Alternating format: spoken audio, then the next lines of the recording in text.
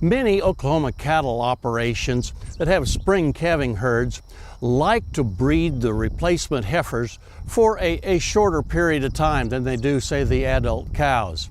They may put them in the breeding season for 45 to as long as about 60 days. If that breeding season started in mid-April, then the 45 to 60 days is about up.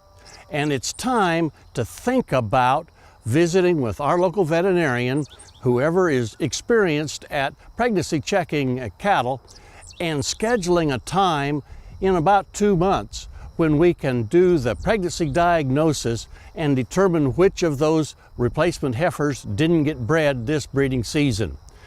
Doing this particular management practice as soon as possible is very, very important, I think, for 3 reasons. First of all, we want to identify which of those replacement heifers went through that growing period and a good sound breeding season but did not get bred. We want to find those and get them out of our herd. Lifetime studies done in Montana way back in the 60s really illustrated this point very well for us. When they followed heifers that went through a breeding season but did not get pregnant, but they kept them in the herd, those cattle only averaged a 55% calf crop the rest of their lifetime. In other words, they're a pretty bad bet to keep around. Also, we want to identify those open heifers now so that we don't go ahead and spend the rest of the summer in terms of them utilizing pasture or winter feed supplies next winter, and the following spring we find out that she didn't get bred, she's open, and we have to sell her as an open 2-year-old. We've spent all of that extra money that was unnecessary, and we still have an animal that did not produce a calf.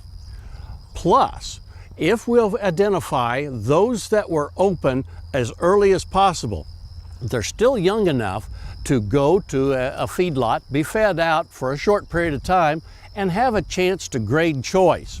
That means that the price per pound for these long yearlings that weigh 800 to 900 pounds will still be substantially higher than will the price per pound that you'll find for that 2-year-old cow next spring when you try to market her as an open cow at that particular period of time. In fact, she'll probably dollar out higher as the younger animal than she would as the 2-year-old next spring.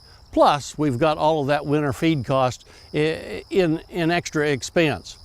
So, there's 3 good reasons why I think you want to make sure that you schedule a time with your local veterinarian and get those heifers pregnancy checked in about 60 days after the close of the breeding season. Find out which ones are open so we can get them out of the herd, and we save that extra dollars.